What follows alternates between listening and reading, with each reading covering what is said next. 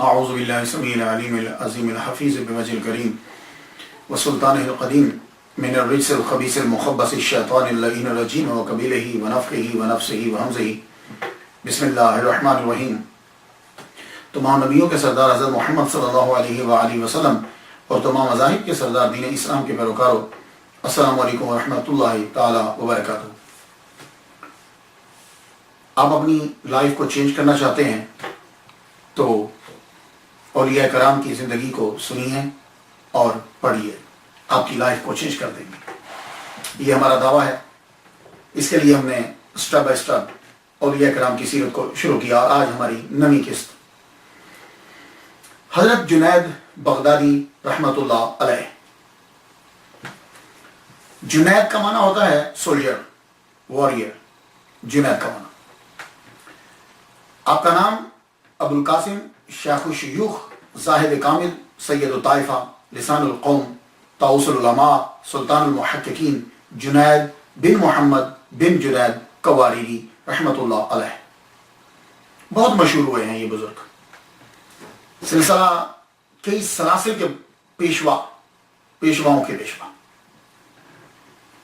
ہر بزرگ نے ان کی تعریف کی، ان کے کسی نہ کسی واقعے کو بیان کیا ضرور۔ آپ مرید ہیں حضرت سیوی سختی رحمۃ اللہ علیہ کے، اور آپ نے مختلف علماء سے اور اولیاء کرام سے علم جو ہے وہ حاصل کیا۔ مسلکاً آپ شافعی، امام شافعی رحمۃ اللہ علیہ کے پیروکار ہیں۔ فقہ کے اندر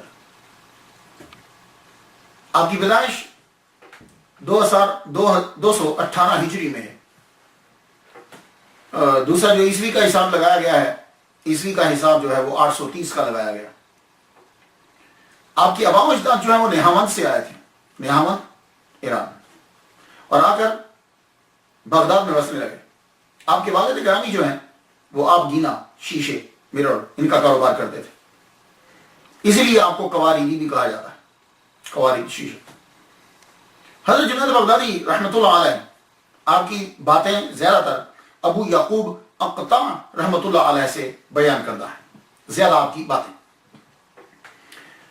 میں نے بھی جو ان کی باتیں اکٹھی کی ہیں، وہ جو کتابیں مجھے میسر تھی، میں نے ان کی اسٹڈی کرنے کے بعد آپ کی نظر کی آئی ہے، کتابوں کے اوراق میں سے ہوتے ہوئے حضرت جنید بغدادی رحمۃ اللہ علیہ سے ملاقات کرتے ہیں اور ان کی باتیں سماعت کرتے ہیں کتابوں کے ذریعے سے۔ تصوف کی طرف رجحان آپ کا کس طرح ہوا؟ یہ ایک اہم سوال ہوتا ہے کہ صوفیاء کرام نے ایک دم سے ٹرننگ پوائنٹ کیسے لیا؟ تو کوئی اتنا مشکل نہیں ہے، وجہ یہ ہے کہ حضرت سیری سکتی رحمۃ اللہ علیہ سگے ماموں لگتے ہیں ان کے، اور بچپن ہی سے اپنے ماموں کے ساتھ ان کا تعلق، ویسے بھی ننہال کے ساتھ بچے کی محبت کچھ زیادہ ہوتی ہے بنسبت ددہال کے، اور پھر اتنا بڑا عظیم شخص ہو۔ 7 سال کی عمر میں حضرت جنید بغدادی رحمۃ اللہ علیہ کو سری سکتی رحمۃ اللہ علیہ خانہ کعبہ ساتھ لے گئے حج کرنے کے لیے۔ اب 7 سال کا بچہ جب جا رہا ہے حج کرنے کے لیے تو اپنے ماموں کے ساتھ حج کیا، رستے میں کتنی چیزیں دیکھی ہوئی، بچپن ہی سے تربیت شروع ہو گئی۔ 400 اولیاء کرام سے وہاں ملاقات ہوئی۔ اس دور کے اندر حج مشکل ہوتا تھا بہت، خیر حج تو اب بھی مشکل ہے، حج کا دور ہی مشکل ہو گیا۔ حج کے نام کے اوپر فراڈ لگ رہے ہیں، اللہ اکبر جل شان۔ صرف پاکستان کے اندر ہی نہیں، پاکستان میں بھی بہت زیادہ فراڈ ہو رہا ہے۔ لوگ پیسے لے کے، ایک آدمی تو پیسے لے کے نکل گیا، یہاں امریکہ کے اندر بھی ہو رہا ہے۔ ابھی کل مجھے میرے دوست ملے ہیں، نگوری صاحب، حج کر کے آئے ابھی، انہوں نے پچھلے سال جس کو پیسے دیے تھے وہ آدمی سارے پیسے جو ہے وہ کھا گیا، اور اس دفعہ پھر اس آدمی نے ان کو تنگ کیا، پیسے لیے اور پیسے پہلے $1,500 لیا، پھر اس کے بعد کہا $1,000 اور دو، پھر جو وہ وہاں پہنچ گئے تو مکہ جا کر پھر رہائش ان کو نے دی۔ اس طریقے سے مشکل تو اب بھی ہے، لیکن تب بہت مشکل ہوتا تھا۔ اب تو خیر لالچ کوئی دیتا ہے تو ذہن میں آتا ہے، تب تو لالچ بھی کوئی نہیں دیتا تھا۔ اگر کوئی آدمی پاکستان سے جا رہا ہے، یہاں سے تو خیر چھوڑ ہی دیجیے کہ امریکہ سے کوئی جائے گا، راستے میں سمندر آتے ہیں، کیسے کراس کریں گے۔ پاکستان سے اگر کوئی آدمی حج پہ جاتا تھا تو کیا ہوتا تھا؟ آپ کو معلوم ہے وایا کیا ہے؟ ایران، ترکی، اس طرح مختلف جگہوں سے کراس کرتے ہوئے پیدل 6 ماہ لگ جاتے تھے، وہ بیچارہ حج پہ پہنچتا تھا۔ اللہ بڑا مشکل ہوتا تھا، تو کوئی ولی کامل ہی ہوتا تھا کہ جو وہاں پہنچتا تھا۔ تو پھر تیسری صدی ہجری کے آغاز کے اندر اللہ اکبر کے جب عام آدمی بھی آج کے دور کے نیک آدمی سے افضل ہوتا تھا، وہ اس دور کے، تو میں چور بھی کہتا ہوں کہ اس دور کے چور بھی آج کے نیک بندوں سے افضل ہوتے تھے. ہاں، ان کو قرآن مجید یاد ہوتا تھا، حدیثیں یاد ہوتی تھی، بڑی چیز ہے، میں بتاتا رہا آپ کو. ان کے کچھ اصول ہوتے تھے. تو آپ کی 400 اولیاء کرام سے ملاقات ہوئی. اب آپ سوچئے کہ 400 اولیاء کرام سے جو ملاقات ہے، تو جنید بغدادی نے 7 سال کی عمر میں کتنا سیکھا ہوگا ہم سے. اور جب حج کر کے واپس آتے ہیں تو آپ نے اتنا علم اور توجہ حاصل کی ہے کہ واپس آ کر مکتب میں داخل ہو گئے، بھلے مدرسہ میں پڑھنا ہے. 20 سال تک حضرت جنید بغدادی رحمۃ اللہ علیہ نے علم دین حاصل کیا، حدیث اور فقہ کے اندر عبور حاصل کر لیا. 20 سال کی عمر میں، 20 سال کی عمر میں آپ نے پہلا فتویٰ دیا. اللہ تعالیٰ نے آپ کو اتنا نوازا، 20 سال کی عمر میں آپ نے پہلا جو ہے وہ فتویٰ دیا. کتنے لوگوں سے علم حاصل کیا؟ تو حضرت جنید بغدادی رحمۃ اللہ علیہ فرماتے ہیں، کہتے ہیں کہ میں نے 200 بزرگوں کے جوتے سیدھے کیے ہیں. یہ جوتے سیدھے کرنے کا مطلب سمجھ گئے آپ؟ یعنی میں نے ان سے علم حاصل کیا. تو اس دور کے اندر، آج کے دور میں تو علم یہ ہوتا ہے، آپ نے نیٹ پہ گئے، مسلم شریف مل گئی، نیٹ پہ ڈالا بخاری شریف مل گئی. اس دور میں ایسا نہیں ہوتا تھا. خود امام بخاری کو ایک حدیث ڈھونڈنے کے لیے کتنا سفر کرنا پڑتا. اسی طرح ایک حدیث ایک بات ڈھونڈنے کے لیے بہت لمبے طویل سفر کرنا پڑتا تھا. تو اس دور میں یہ ہوتا تھا، ایک چیز اس سے حاصل کی، ایک چیز ان سے حاصل کی، ایک چیز ان سے حاصل کی، ایک چیز ان سے حاصل کی، اس طریقے سے. تو وہ جو جس سے ایک چیز بھی وہ پڑھ لیتے تھے اسے وہ اپنا استاد قرار دیتے. اس لیے جب آپ کتابوں کا مطالعہ کریں گے تو آپ کو معلوم پڑے گا کہ ان کے 400 استاد تھے، ان کے 200 استاد تھے. تو آپ پریشان ہو جاتے ہیں کہ اتنے زیادہ استاد تھے. وہ کیوں؟ اس لیے کہ آپ آج کے سسٹم کو دیکھتے ہیں کہ ایک بلڈنگ، اس بلڈنگ کے اندر استاد، اور آپ کو وہ ساری چیزیں جو ہے وہ پڑھا رہے ہیں. وہ ایک ہی استاد جو ہے وہ یوں گھوم رہا ہے. تو آپ کی تعداد اتنی زیادہ نہیں بڑھتی. لیکن اس دور میں ایک چیز سیکھی، 2 چیزیں، تیسری چوتھی، یوں ہوتا تھا. تو 200 استادوں کے جوتے سیدھے کیے، یعنی زانو تلمس طے کیے. اور آپ نے کتنا علم حاصل کیا، اس کے لیے میں آپ کو ایک مثال دیتا ہوں جس سے آپ کو اندازہ ہو جائے گا. حضور صلی اللہ علیہ وآلہ وسلم کو کسی نے خواب میں دیکھا. حضور جلوہ فرما ہے اور جنید بغدادی رحمۃ اللہ علیہ بھی پاس ہیں. خواب میں کسی نے حضور صلی اللہ علیہ وسلم سے فتویٰ پوچھا، یا رسول اللہ اس مسئلے کے بارے میں کیا ہے؟ تو آپ نے اشارہ کیا جنید بغدادی رحمۃ اللہ علیہ کی طرف. فرمایا ان سے پوچھو. کہا یا رسول اللہ آپ کے ہوتے ہوئے ان سے پوچھیں؟ تو حضور صلی اللہ علیہ وسلم نے فرمایا ہاں، ہر نبی کو اپنی امت میں سے کسی پر فخر ہوتا ہے، مجھے اپنی امت میں سے جنید بغدادی پہ فخر ہے. اس سے اندازہ لگا دیجیے کہ آپ نے کتنا علم حاصل کیا. اور پھر یہ جان لیجیے، میں تقریباً ہر لیکچر میں یہ کہتا ہوں کہ ہم پر جو اعتراض ہوتا ہے وہ پتہ نہیں آپ لوگوں نے کن ولیوں کو، صوفیوں کو دیکھا ہے. ہمارے اولیاء کرام تو یہ ہیں کہ جن پہ حضور صلی اللہ علیہ وسلم بھی فخر کرتے ہیں، کہ جنہوں نے قرآن اور حدیث کے مروجہ علوم کو پڑھا ہے. سارے علوم پڑھنے کے بعد پھر تصوف کی طرف آتے. اور اللہ تعالیٰ نے آپ کو اتنی دسترس عطا فرمائی. ایک مرتبہ آپ اپنے پیر و مرشد اور ماموں حضرت سید سکتی رحمۃ اللہ علیہ کے گھر میں کمرے میں داخل ہوئے تو دیکھتے ہیں کہ ایک صوفی بے ہوش پڑا ہے. تو جنید بغدادی رحمۃ اللہ علیہ پوچھتے ہیں پیر و مرشد کیا ہوا اسے، یہ کیوں بے ہوش ہوا؟ کہنے لگے بس ایک آیت پڑھی تھی، وہ آیت سن کر یہ بے ہوش ہو گیا. فرمانے لگے تو وہی آیت دوبارہ پڑھیے، یہ ہوش میں آ جائے گا. اب کہنے لگے ریزن کیا ہے، یعنی کیا دلیل کیا ہے؟ فرمانے لگے آپ نے واقعہ پڑھا ہے، یعقوب علیہ السلام کی بینائی کب گئی تھی؟ جب بھائیوں نے ان کا کرتا پیش کیا تھا. تو کرتے کو دیکھ کر بینائی متاثر ہو گئی تھی. اور بینائی آئی کب تھی؟ جب یوسف علیہ السلام کا کرتا آیا تھا. تو بس جس آیت سے یہ بے ہوش ہوا دوبارہ پڑھیے اسے ہوش آ جائے گا. اللہ اکبر جل شان. یہ اللہ تعالیٰ علم کے بعد پھر دماغ اور دل روشن فرما دیتا ہے. اور جب آپ نے پڑھ لیا، سارے علوم پڑھ لیے، اب تصوف کی طرف آئے. یہ ہوتی ہے ولایت. ہمارے ہاں یوں سلسلہ ہوتا ہے، کوئی ہمارا ولی ایسا نہیں. اور اگر کوئی ولی ہے تو اللہ تعالیٰ نے اس کو سارے علوم عطا کر دیے.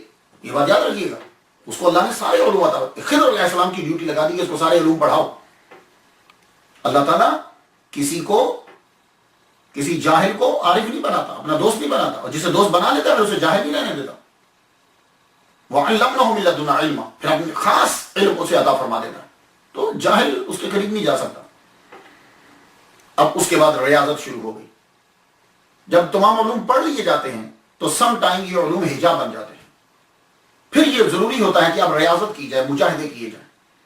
وہ ریاضت اور مجاہدہ کس لیے ہوتا ہے؟ وہ یہ نہیں ہے کہ کوئی ہندوؤں یا ان چیزوں کے ان کو ہم فالوور ہیں. وہ یہ ہوتا ہے کہ اس جو نفس جو کنٹرول کرتا ہے شیطان کے وسوسے کو، اس کو دبانا ہوتا اور وہ ہر ایک کے ساتھ، اور وہ دبانے کی پریکٹس کرنا ہے. اب اس کو دبانے کی پریکٹس شروع ہو گئی. تو یہ زیادہ دور نہیں ہے، اپنے پیر کے پاس رہے کہ جہاں کبھی کہیں مشکل ہو تو میں اس سے پوچھ لوں. اپنے پیر سری سختی رحمۃ اللہ علیہ کے قریب ہی کمرہ لے لیا اور گوشہ نشینی اختیار کر لی. عشاء کے وضو سے فجر کی نماز ادا کی، عشاء کے وضو سے فجر کی نماز ادا کی 30 سال تک. دن کو روزہ رکھتے، رات کو نوافل. اللہ اکبر جل شانہ. اور عبادت کا یہ عالم ہے. اب سن لیجیے، یہ دیکھیے لائف کو ہم نے چینج کرنا ہے. ہم لوگ بھی نماز پڑھتے ہیں نا، کتنے سال نمازیں پڑھی ہیں؟ اب ذرا سن لیجیے. جنید بغدادی رحمۃ اللہ علیہ فرماتے ہیں کہ 30 سال کے بعد مجھے یہ معلوم ہوا، 30 سال کے بعد مجھے یہ معلوم ہوا کہ کلام وہ ہے جو دل سے ہو.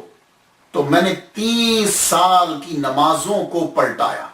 پھر سن لیجیے کہ کہتے ہیں کہ 30 سال عبادت کرنے کے بعد مجھے معلوم ہوا کہ کلام وہ ہے کہ جو دل سے ہو. تو میں نے پھر نمازوں کو 30 سال کی نمازوں کا اعادہ کیا، اور پھر اگلی 30 سال میں نے یہ انتظام کیا کہ نماز پڑھتے ہوئے اگر دنیا کا خیال آ جاتا تو میں نماز دوبارہ پڑھتا، اور اگر آخرت کا خیال آ جاتا تو میں سجدہ سہو کرتا. اب آپ کہیں گے جی فقہ میں تو نہیں لکھا ہوا. ہاں، یہی تو بات ہے کہ جب صوفی بننا ہے، ولی بننا ہے، تو پھر انسان کی پاکیزگی انتہا کو ہونی چاہیے. ایسا کیوں کرتے تھے؟ یہ خود کو اس لیے سزا دیتے تھے کہ تیرے ذہن میں دوران عبادت اللہ کے علاوہ کوئی اور آیا تو بھلے سے وہ آخرت ہی ہے. اللہ اکبر جل شانہ. اور توحید کا جذبہ اور توحید کا غلبہ آپ کے اندر انتہا درجے کا. یہ ولی کامل میں توحید، ان کی تعلیمات میں، ان کی زندگی میں، ان کے اعمال کے اندر توحید کو میں غالب دیکھتا ہوں. اور آپ نے ہر طرح کی عبادت کی، ذکر و اذکار، نوافل، فرائض، ایون کہ آپ نے جہاد بھی کیا ہے. حضرت جنید بغدادی رحمۃ اللہ علیہ نے جہاد بھی کیا. اپنے 8 دوستوں کو ساتھ لے کر جہاد کے لیے نکل گئے، اور جہاد جب آپ نے کیا تو 8 کے 8 شہید ہو گئے. تو آپ نے فرمایا کہ اب شاید میری باری، اب میری باری آئے گی، میں بھی شہید ہو جاؤں گا. پھر جہاد میں مصروف ہو گئے. لیکن جہاد، وہ لڑائی بھی ختم ہو گئی، اور آواز آئی ہم نے تمہاری زندگی جو ہے وہ اس لیے رکھی ہے کہ جا کر تم لوگوں کو دین کی تبلیغ کرو. آپ پھر وہاں سے واپس آئے. واپس جب آئے، اب آ کے آپ نے عبادت کو پھر سے شروع کیا. لوگوں میں شہرت، بغداد کے اندر شہرت ہونی لگی. ایک مرتبہ کیا ہوا کہ اللہ تعالیٰ کی بارگاہ میں رو کے آپ کی آنکھوں میں درد ہو گیا. حکیم کو بلایا گیا، اور حکیم صاحب جو بلا کر لے کر آئے صاحب، وہ حکیم مجوسی تھے، آتش پرست. حکیم نے آتے ہی آنکھوں کو دیکھا تو کہنے لگے کہ یہ آنکھیں جو ہیں ٹھیک ہو سکتی ہیں، لیکن پانی نہ لگایا جائے اسے. آپ نے فرمایا تو کہہ رہا پانی نہ لگایا جائے؟ میں نے تو تازہ وضو کر کے ابھی نماز شروع کرنا ہے. کہنے لگا ٹھیک ہے، پھر پانی لگاتے تو آنکھ ٹھیک نہیں ہوگی. فرمانے لگے ہم تو ایسا کریں گے، آپ جاؤ. وہ حکیم کہنے لگا اچھا میں دیکھوں گا کیسے ٹھیک ہوتی ہیں، ہم بھی بڑے مشہور حکیم ہیں. وہ چلا گیا. آپ نے وضو کیا، آنکھیں دھوئی پانی سے، عبادت میں مصروف ہو گئے. عبادت میں مصروف ہوئے. صبح فجر کی نماز کے بعد اللہ اکبر جل شانہ، ندائی جاؤ، ہم نے تمہاری آنکھوں کو ٹھیک کر دیا، کیونکہ تم نے ہماری عبادت کے لیے تم نے پانی جو ہے وہ استعمال کیا ہے، ہم تیری آنکھوں کو ٹھیک کر دیں. وہ حکیم کو سوجا، شرارت سوچی، دیکھوں تو صحیح جا کے، اور جا کے کہوں گا اچھا بہت توقع تھا، بڑی بات تھی، اب آپ بتاؤ تمہاری آنکھیں درد کرتی. وہ آیا، جب اس نے آ کے دیکھا کہ آنکھوں کو دیکھتا ہی رہ گیا، کہنے لگا، پھر اس نے جملہ کہا، حکیم نے جملہ کہا، کہنے لگا حضور مریض اصل میں میں تھا، آپ نہیں. پورے کھولے ہو گئے. مریض اصل میں میں تھا، آپ نہیں، میرا علاج کیجئے. فرمایا کہ پڑھ لا الہ الا اللہ محمد رسول اللہ. کوئی ایسا نہیں دیکھیں کہ آپ مریض کے ڈاکٹر کے پاس جاتے ہیں اور ڈاکٹر کو شفا دے رہے ہیں. تو آپ کی عبادت سے جو ہے وہ یہ لگن. اور تقریباً روزہ رکھتے تھے، دن کے ٹائم روزہ سے ہوتے. لیکن ایک بات ہے، وہ روزہ سے ہوتے جب کوئی مہمان آ جاتا یا پتہ چلتا کہ مہمان رہے گا تو آپ پھر اس دن روزہ نہیں رکھتے تھے. فرماتے تھے کہ مہمان کی خدمت کرنا جو ہے وہ نفلی روزے سے افضل ہے. اس کی موافقت بھی ایک قسم کی روزہ ہی ہے. اللہ اکبر جل شان. اور ایک مرتبہ آپ نے روزہ رکھ لیا. روزہ رکھا تو آپ کو معلوم ہے کہ روزے کے اندر چیزوں سے بچنے کا آدمی وعدہ کرتا ہے صبح کے ٹائم میں کوئی کچھ کھاؤں پیوں گا نہیں. یہ تو یہی پرومس ہی ہوتا ہے میں کچھ کھاؤں پیوں گا نہیں. حلال حرام تو بنا روزے کے بھی نہیں کھا سکتے نا، کہ حلال چیزیں بھی یہ پرومس کرتا ہوں ہماری میں نہیں کھاؤں گا. اور ایک بات یاد رکھیے گا، اللہ کے جو محبوب ہوتے ہیں نا، تو محب اور محبوب میں ادائیں اور باتیں مختلف ہی ہوتی ہیں. اس لیے آپ کچھ چیزیں سمجھ میں نہ آئیں تو اپنی دماغ لڑانا شروع مت کر دیا کریں. یہ محب اور محبوب کی باتیں ہوتی ہیں اور ادائیں ہوتی ہیں. روزہ رکھا، خیال آیا چلیے آج روزہ جو ہے وہ انجیر اور زیتون کے ساتھ کھولیں گے. 1 درہم دیا، 1 درہم دے کر فرمانے لگے جاؤ جا کے میرے لیے ایک انجیر لے آؤ. جعفر بن نصر سے یہ کہا کہ جاؤ جا کے میرے لیے ایک انجیر لے آؤ اور زیتون کچھ لے آؤ. 1 درہم دیا، وہ لے کر آئے. روزہ جو ہی افطار ہوا منہ میں انجیر رکھی، انجیر رکھ کے ایک دم سے نکال کے پھینک دی، نکال کے باہر رکھی. پوچھنے لگے حضور انجیر کھائی کیوں نہیں؟ کہنے لگے جو ہی منہ میں رکھی تھی ندا آئی، آواز آئی. انہوں نے تو جملہ کچھ اور بولا ہے لیکن میں کہہ رہا ہوں، اے جنید جس شے کو تو نے چھوڑا تھا ہمارے لیے پھر متوجہ ہو گیا، تو میں نے انجیر کو نکال دی. یہ محبوب اور محب کی ادائیں ہوتی ہیں آپس میں. جب اس مقام پہ پہنچیں گے تو پھر انجیر اور یہ ساری چیزیں ختم ہو جاتی، بس وہ جملے مزہ دیتے ہیں. تو اس لیے آپ یہ نہ سمجھیں کہ آپ لوگ کھاتے ہیں تو وہ نجائز ہے. جی آدمی اپنے دماغ کو نہ سوچے. کچھ مقامات ایسے ہوتے ہیں کہ وہاں جا کر باتیں چینج ہو جاتی ہیں. اللہ اکبر جل شانہ. اور جب آدمی قریب آ جاتا ہے، قریب آتا ہے اللہ کے، پھر اس کی آزمائش شروع ہو جاتی ہے. یہ بات یاد رکھیے. پھر اس کے دشمن پیدا ہوتے ہیں، پھر اس کی آزمائش شروع ہوتی ہے. اور اس کی آزمائش کس طرح سے ہوتی ہے یہ بات یاد رکھیے. کچھ چیزوں کے کم کر دینے سے ہوتی ہے، کچھ چیزوں کے بڑھا دینے سے ہوتی ہے. یہ یاد رکھیے. اس لیے پریشان مت ہو کریں. لیکن زیادہ تر جو امتحان ہوتا ہے وہ 3 چیزوں سے ہوتا ہے بندے کا، آدمی کا. عورت کے ذریعے، دولت کے ذریعے، شہرت کے ذریعے. یہ 3 چیزیں ایسی ہوتی ہیں کہ جہاں دیکھا جاتا ہے کہ یہ پھسلے گا یا بڑھ جائے گا. دولت، عورت، شہرت. یہ 3 چیزوں کو دیکھا جاتا ہے کہ آدمی پھر بھی ہماری طرف رہتا ہے. اس کے پاس دولت آتی ہے تو کیا دولت کا استعمال کر کے غلط چیزوں کی طرف نکلتا ہے یا دولت ہمارے راستے میں استعمال کرتا ہے. عورت جب آتی ہے تو کیا یہ اس کے حسن میں گم ہو کر ہمارا راستہ چھوڑ دے گا، بے روی کا شکار ہو جائے گا، یا اسے ٹھکرا دے گا. اور شہرت دے کر دیکھا جاتا ہے کہ شہرت کی بلندی پہ پہنچ کر فرعون تو نہیں بن جاتا کہ یہ سب کچھ میں نے کیا ہے. تینوں چیزوں سے حضرت جنید بغدادی رحمۃ اللہ علیہ کو آزمایا گیا. آپ کی جب شہرت ہو گئی، مشہور ہو گئے بغداد میں زیادہ تر، تو لوگوں نے خلیفہ کے کان بھر دیے. خلیفہ کے کان بھرے تو خلیفہ نے اپنی خوبصورت لونڈی جو ہے اسے ساتھ اس کے ایک خادمہ بھیجا کہ جاؤ ان کے کمرے میں جا کر ان کو اپنے رستے سے ہٹا دو. اور خادمہ سے یہ کہا کہ تم خادمہ بن کے جانا اور نظر رکھنا، جو ہی کچھ ہو تو ہمیں بتا دینا، ہم پکڑ لیں گے، رسوا کر دیں گے اسے. اور وہ خادمہ ساتھ آئی اور یہ بادشاہ کی خلیفہ کی لونڈی بناؤ سنگار کر کے خوبصورت بن کے آپ کے کمرے میں پہنچ گئی اور آپ یہ کہنے لگی میرے پاس بے تحاشا دولت ہے، میں بڑی امیر ہوں، میرے پاس لونڈیاں بھی ہیں، خادمائیں بھی ہیں.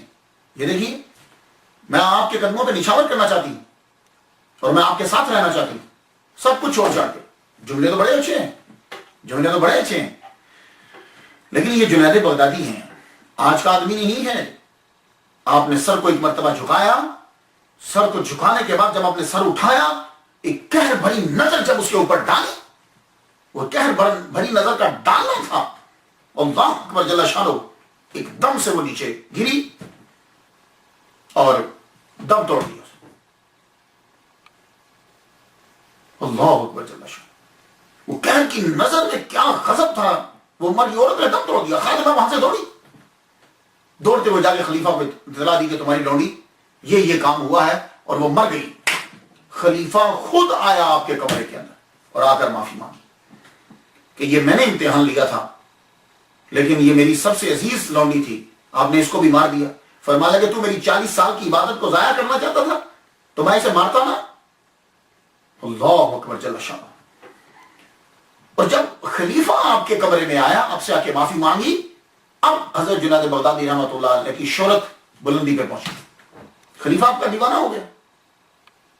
تو عوام کی نفسیات کچھ ڈیفرنٹ ہے، بزرگوں کی کچھ ڈیفرنٹ ہوتی ہے، اور عوام کی کیا دیکھتی ہے کہ پیر صاحب کے بڑے بڑے مرید ہیں، پیر صاحب کے بادشاہ، وزیر، وزراء یہ سب ہے، تو وہ پھر لوگ اس طرف چل پڑتے ہیں. یہ لوگوں کی نفسیات ہے. تو اب شہرت جو ہے وہ بڑھ گئی، شہرت زیادہ ہوئی. لوگ آپ کے پاس آنے لگے، خانقاہ بنی، آپ تعلیم دے رہے، مختلف طریقے سے لوگوں کو سکھاتے، آپ کا انداز ہے، اور آپ کی گفتگو جو ہے وہ جتنا بھی میں نے پڑھا ہے توحید کے اندر ڈوبی ہوتی تھی، اور آپ فرمایا کرتے تھے توحید ہے کیا؟ توحید یہ ہے خدا کی محبت میں خود کو فنا کر دینا، اس کی ذات میں خود کو فنا کر دینا، یہ توحید ہے۔ کیسی زبردست ڈیفینیشن ہے۔ پبلک میں واز نہیں کرتے تھے، لوگوں کے سامنے تقریر نہیں کیا کرتے تھے، بس آپ کا طریقہ کار یہ ہوتا تھا، لوگ آپ کے پاس آتے آپ اسے دیکھتے، دیکھنے کے بعد اس کو نصیحت کر دیتے۔ ایک مرتبہ آپ کے پاس ایک سید زادہ آیا، سید زادوں کا ہم بڑا احترام کرتے ہیں، ہمیں کرنا چاہیے، سید زادے جو ہیں نسبت ہے ان کی، لیکن سید زادوں کو بھی اس بات کا خیال رکھنا چاہیے کہ ان کی نسبت کس کے ساتھ۔ ایک سید زادہ آیا، حج کرنے جا رہا تھا، بغداد میں سنا کہ حضرت جنید بغدادی رحمۃ اللہ علیہ، کہا چلو میں ان کی زیارت کرتا چاہتا ہوں۔ پاس پہنچے تو آپ نے جانچ لیا کہ بس بات تو پوری ہے، تھوڑی سی کمی رہ گئی ہے، تو معلوم ہے کیا کہتے ہیں؟ کہنے لگے آپ کے دادا مولا علی شیر خدا 2 قسم کی تلواریں چلاتے تھے، وہ دھیان سے سنیے گا سامنے ناظرین، کہ تمہارے دادا 2 قسم کی تلواریں چلاتے تھے، ایک تلوار وہ دوسروں پہ چلاتے تھے، دشمنوں پہ، اور ایک تلوار وہ اپنے نفس پہ چلاتے تھے۔ آپ کے وہ دادا ہیں، آپ بتائیے آپ دونوں میں سے کون سی تلوار چلا رہے ہیں؟ اللہ اکبر جل شانہ، آپ دونوں میں سے کون سی تلوار چلا رہے ہیں؟ زارو کتاب سے یہ زیادہ ہونے لگ گیا، تو انہوں نے معلوم ہے کیا جملہ کہا؟ کہنے لگے حج ہو گیا۔ اب عام آدمی پڑھے گا وہ دیکھا کتنی بدعت کر دی، کہنے لگے کہ حج یہاں ہو گئے، نہیں، حج کیوں کرنے جاتے ہو؟ قرب الہی مل جائے، اللہ تعالیٰ کے محبوب بن جائے، خدا کا پتہ چل جائے، تو وہ جو چیز حج کرنے کے بعد حاصل ہوتی ہے کسی سچے آدمی کو، تو آپ نے فرمایا وہ پتہ یہاں چل گیا مجھے، اس کا مطلب یہ نہیں کہ اب میں کبھی حج کرنے نہیں جاؤں گا، حج بغداد میں ہوتا ہے۔ اچھا اب یہ بڑے حیران ہوں گے آپ سن کے کہ ولی کامل کا کوئی بھی بات کوئی ہوگی، آگے ایکسپلینیشن بڑی ٹاپ کی کریں گے اور خود اپنی طرف سے، جبکہ وہاں وہ ہوتی نہیں ہوگی۔ تو پلیز اولیاء کرام کے بارے میں زبان کو زپ لیا۔ تو تربیت جو ہے کر ڈالی، تو ہوش میں جب آئے کہنے لگے حضور، سید زادہ کہہ رہے حضور مجھے کچھ نصیحت فرمائیے، پھر میں کیا کروں؟ اب یہ جملہ سن لیجئے، اپنی لائف کو چینج کرنا چاہتے ہو تو جاؤ اولیاء کرام کو پڑھو۔ Do you want to change your life? So listen and read the stories of friends of Allah Ta'ala۔ سنیے ذرا، کہنے لگے تمہارا سینہ خدا کا حرم خاص ہے، اس میں اس کے سوا کسی اور کو جگہ نہ دو۔ کیا خوبصورت تبلیغ اور تربیت ہے یار۔ ایسے پیروں کے پاس جایا کرو، جو پیر تم سے 100-200 لے رہا ہے وہ تمہارا محتاج ہے، تم اس کے پاس کیا لینے جا رہے ہو یار۔ فرمانے لگے تمہارا سینہ خدا کا حرم خاص ہے، اس میں اس کے سوا کسی اور کو جگہ نہ دو، جاؤ یہ زیادہ جاؤ حج کرنے چلا جاؤ۔ مریدوں کی اصلاح جو ہے بڑے زبردست طریقے سے فرماتے۔ ایک مرید کو آپ نے دیکھا کہ وہ رو رہا ہے، آپ کو معلوم ہے جب آدمی کو درد ہوتا ہے، بخار ہوتا ہے، تکلیف ہوتی ہے تو آدمی روتا ہے، آپ اس کی عیادت کے لیے گئے تو معلوم ہے وہ رو رہا تھا، تو کیا فرمایا؟ خوبصورتی کے ساتھ، بڑی خوبصورتی سے اس کو تعلیم دے رہے ہیں۔ کہنے لگے اللہ کی عطا کردہ تکلیف پہ رو کر دنیا سے شکایت کر رہا ہے کہ تجھے تکلیف ہوئی اور اب رو رہا ہے، تو دنیا کو بتلا رہا ہے، تو دنیا کو رو کر بتلا رہا ہے، اس کی شکایت کر رہا ہے۔ تکلیف پر شکایت کے بنا صبر کرنا، پھر سن لیجئے، تکلیف پر شکایت کے بنا صبر کرنا، شکایت نہ کرنا اور پھر صبر کرنا، یہ اصل بات ہے۔ اور اگر آدمی شکایت کر کے صبر کرتا ہے یہ صبر نہیں ہوتا۔ وہ آدمی نے پہلے 3 دن رو لیا، رونے کے بعد کہ کوئی بات نہیں میں اب صبر کرتا ہوں، وہ صبر نہیں ہے، وہ وقت گزر گیا، اس نے مرم کر دیا۔ تو مریدوں کی اصلاح جو ہے وہ غضب کی فرماتے۔ ایک مرتبہ ایک مرید کو یہ خیال آیا کہ میں کامل ہو گیا ہوں، میں کامل ہو گیا ہوں۔ ہوتا ہے نا آدمی، یہ اکثر جو لوگ جو ہیں 30-35 سال کے بعد یورپ میں، امریکہ میں، ان جگہوں میں 30-35 سال کے بعد ان کو خیال آتا ہے اب نمازیں پڑھیں، وہ مسجد میں آ کے کو تقریباً کوئی 2-3 مہینے وہ نمازیں پڑھتے ہیں اور سمجھنے لگ پڑھتے ہیں کہ اب کم از کم تو ہم کو بڑے جو پہلی صدی کے ولی اللہ ان کے برابر تو ہم ہو گئے، پھر وہ تنگ کرتے ہیں مولویوں کو، دوسروں کو، اور ایسے ہی ہوتا ہے، وہ شیطان ان کو خیال ڈالتا ہے۔ تو بعض اوقات خیال آتا آدمی کے ذہن میں، یار میں بڑے رتبے والا ہو گیا ہوں، تو وہ مرید کے ذہن میں یہ آ گیا، آپ کا مرید جنید بغدادی رحمۃ اللہ کا خیال آیا کہ مجھے اب پیر کی صحبت کی ضرورت نہیں ہے، میں بلند مرتبے پہ پہنچ گیا ہوں، اس نے صحبت چھوڑ دی، بڑھ گیا۔ تو لوگوں کو یہ بتانے لگا کہ جانتے ہو رات کو ملائکہ آتے ہیں، مجھے اونٹ پہ بٹھاتے ہیں اور جنت کی سیر کراتے ہیں۔ یہ بات مشہور ہوگی، مشہور ہوتے ہوتے حضرت جنید بغدادی رحمۃ اللہ علیہ تک پہنچی، آپ بھی اس کے کمرے میں گئے، حجرہ میں گئے، جا کہنے لگے بھائی تیری بڑی شہرت سنی ہے، آج جب تجھے جنت میں لے جائے نا، تو جنت میں جب تو پہنچے تو لا حول ولا قوت الا باللہ العلی العظیم پڑھنا۔ جو ہی ہوا، جب رات کو پڑھا تو کیا ہوا کہ جو ہی اس نے پڑھا ایک دم سے ہر چیز غائب، اور جو وہ جنت اسے نظر آ رہی تھی وہاں مردوں کی ہڈیاں پڑی تھی۔ اب اسے خیال آیا، دوڑتا ہوا پیر کی صحبت میں پہنچا کہ میں آپ سے ہٹ کر گمراہ ہو گیا تھا۔ کس طرح تربیت کی؟ تو پیر کے لیے ضروری ہوتا ہے عقل کو کیسے صحیح کرنا ہے، اس کی سوچ کہاں جا رہی ہے، اس سوچ کو کہاں کیسے ٹھیک کرنا ہے، شیطان اس کو کس طرح سے ورگلا رہا ہے، وسوسہ ڈال رہا ہے، اسے کیسے ٹھیک کرنا ہے، یہ پیر نظر ڈالے، اور پیر کی نظر ہونی چاہیے۔ جنید بغدادی رحمۃ اللہ علیہ کا میں واقعہ پڑھتا ہوں کہ مرید کتنی دور ہے، خیال آیا اسے کسی گناہ کا، اور اس گناہ کی وجہ سے چہرہ سیاہ ہو گیا، 3 دن خدا کی بارگاہ میں روتا رہا، اللہ اکبر، 3 دن کے بعد چہرہ سفید ہو گیا۔ تو حضرت جنید بغدادی رحمۃ اللہ علیہ نے فرمایا بھائی دھیان رکھا کرو، 3 دن ہمیں دھوبیوں والا کام کرنا پڑا۔ دیکھا پیر کہاں مرید کہاں، ایسے پیر ہوتے ہیں۔ تو اس لیے خدا کے لیے ان لوگوں کو اپنا پیر تصور کرو جو لوگ صاحب علم ہیں، جن کے پاس علم ہے، جو قرآن اور حدیث کا علم جانتے ہیں۔ مریدوں کی اصلاح جو ہے وہ اس طریقے سے آپ فرمایا کریں۔ جب آپ کے بہت سے شاگرد ہو گئے، خانقاہ بنی، آپ کو معلوم ہے کہ مدرسوں کے اندر لوگ عمرہ آتے ہیں اور آ کے خیرات دیتے ہیں۔ ایک مرید ایک درویش کو لیا ایک امیر نے، اب یہاں دیکھیے کس طرح سے تعلیم دے رہے ہیں۔ وہ امیر سب سے پہلے ہم جس کے بارے میں سنیں گے اس کے بارے میں بیان کر دیتے ہیں۔ جب آپ نے تبلیغ انفرادی طور پر کی تو اب حکم آیا کہ تبلیغ جو ہے وہ اجتماعی طور پر شروع کر دی جائے۔ کیسے؟ یعنی تقریر کر دی جائے، برسر ممبر تقریر کی جائے۔ حضرت خواجہ سری سختی رحمۃ اللہ علیہ آپ کے پاس تشریف لائے، آ کے کہنے لگے بیٹے اب برسر ممبر واز شروع کر دو۔ عرض کرنے لگے جب تک پیر صاحب آپ ہیں میں واز نہیں کر سکتا۔ پیر صاحب خاموش ہو کے چلے گئے واپس۔ بڑی رسپیکٹ کرتے تھے، کیوں؟ فرماتے تھے یہ واحد مرید ہے کہ جو پیر سے بھی درجے میں بلند ہو گیا، اور اس بات کو کشف المحجوب میں داتا گنج بخش علی اجویری رحمۃ اللہ علیہ نے بھی نقل کیا ہے۔ اور کسی نے جب حضرت خواجہ سری سختی رحمۃ اللہ علیہ سے پوچھا کہ کبھی مرید پیر سے بڑھ جاتا ہے، کہنے لگے ہاں، جنید بغدادی کو دیکھ لو، یہ مجھ سے بڑھ گیا ہے، بلند مقام پہ چلا گیا۔ آپ سری سختی رحمۃ اللہ خاموشی سے واپس چلے گئے، واپس جب گئے رات کو جنید بغدادی رحمۃ اللہ علیہ جب سوئے تو محمد صلی اللہ علیہ وآلہ وسلم کا دیدار ہوا۔ فرمانے لگے جنید تم برسر ممبر کل سے بات شروع کرو گے۔ کیسی پاک زبانیں ہیں کہ سرکار آرڈر دیتے ہیں کہ تم تقریر کرو۔ فجر کا وقت شروع نہیں ہوا، جنید بغدادی رحمۃ اللہ جلدی سے گھر سے اٹھے اور حضرت سری سختی رحمۃ اللہ علیہ کے دروازے پہ پہنچ گئے۔ دروازہ کھٹکھٹایا، سری سختی رحمۃ اللہ علیہ مسکراتے ہوئے باہر نکلے، تو چہرہ دیکھ کے خود ہی کہنے لگے،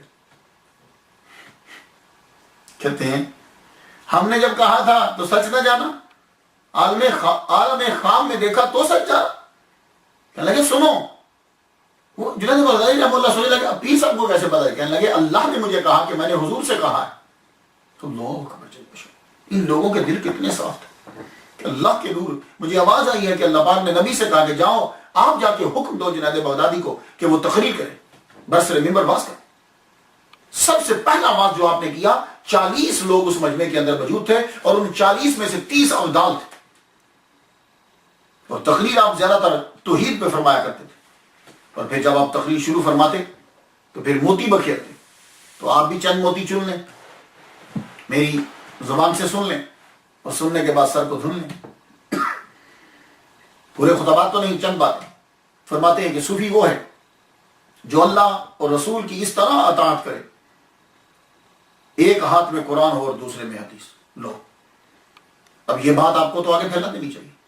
کہ اگر کسی نے صوفی بننا ہے، پیر بننا ہے، ولی اللہ بننا ہے، تو جنید بغدادی رحمۃ اللہ فرما گئے کہ پھر یوں ایک ہاتھ میں قرآن اور ایک ہاتھ میں حدیث، اب چلو وہ صوفی۔ فرماتے ہیں اللہ دور رہتے ہوئے بھی نزدیک ہے اور نزدیک ہوتے ہوئے بھی دور ہے۔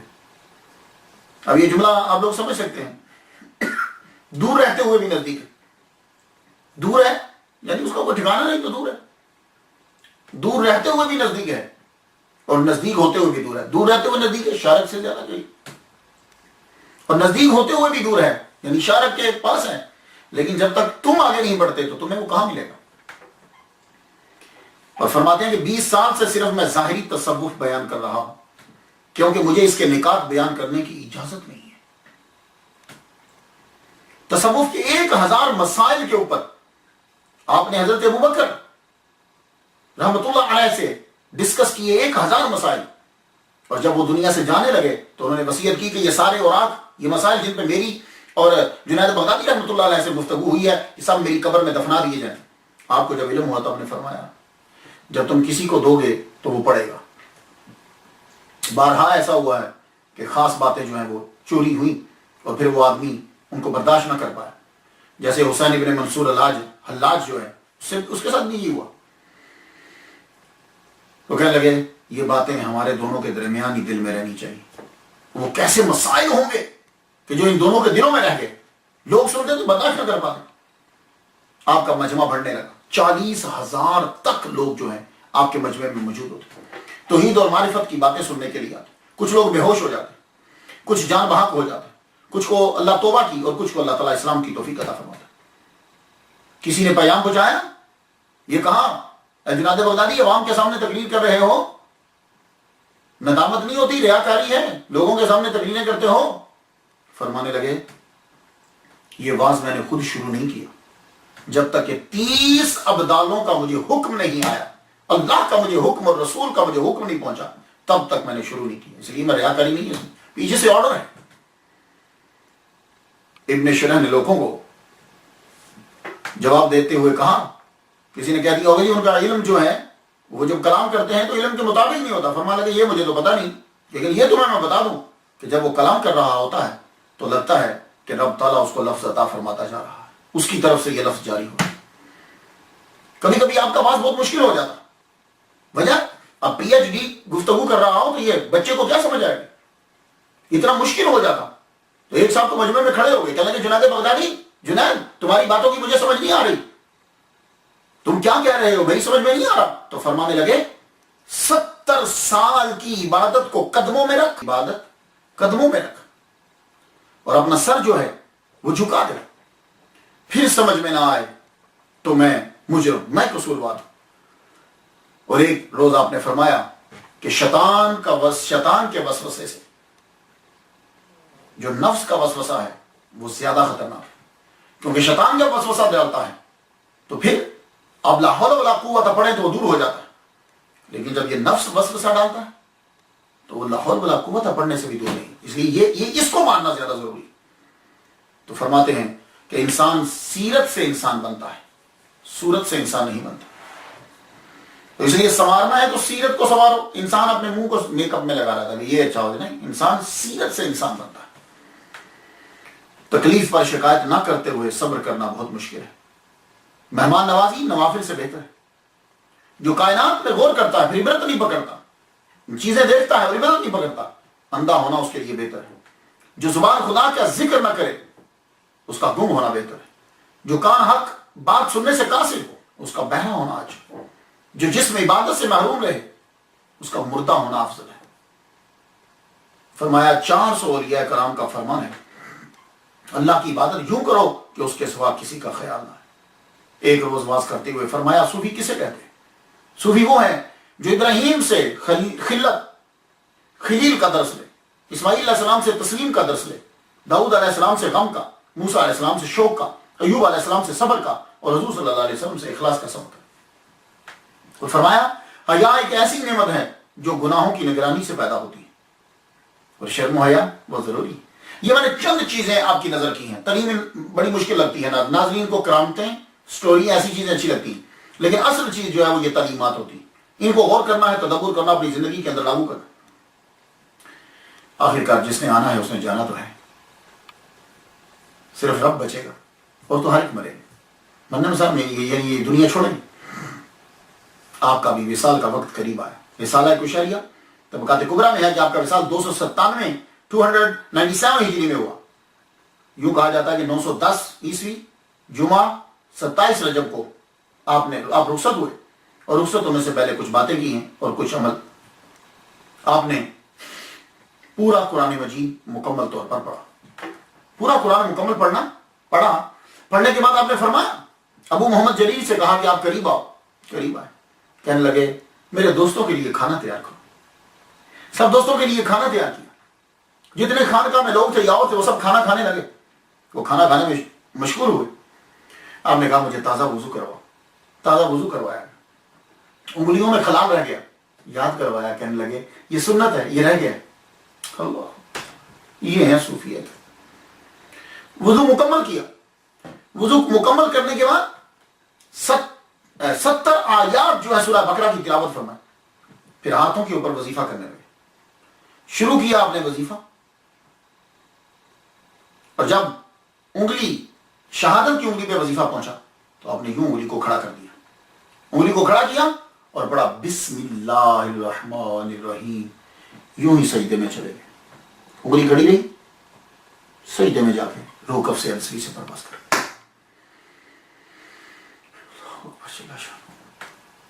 آپ کو آپ کے پیر کے پاس ہی، حضرت سری سقطی رحمۃ اللہ علیہ کے پاس ہی آپ کو دفنا دیا گیا۔ تو آپ جو ہی جائیں گے، یہ دیکھ لیجئے،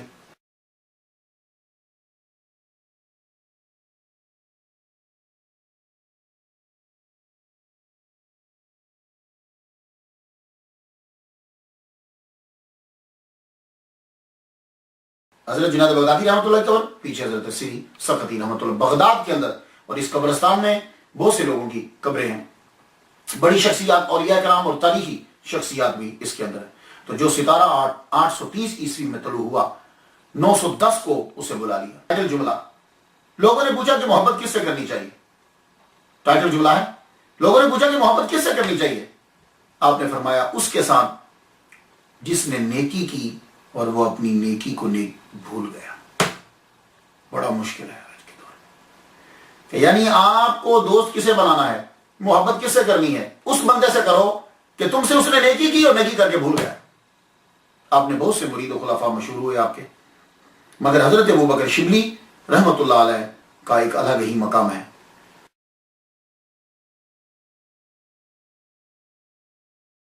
آپ اپنی لائف بدلنا چاہتے ہو تو اولیاء کو سنیں اور پڑھیں۔ میں نے تو ان کے لیے فاتحہ پڑھ دی، آپ لوگ بھی پڑھیے اور ہمارے ساتھ مل جائیے، یہ پیغام یاد کر کے آگے سنائیے، یا یہ لنک آگے تک پہنچائیے۔ اجازت دیجیے، وآخر دعوانا الحمدللہ رب العالمین۔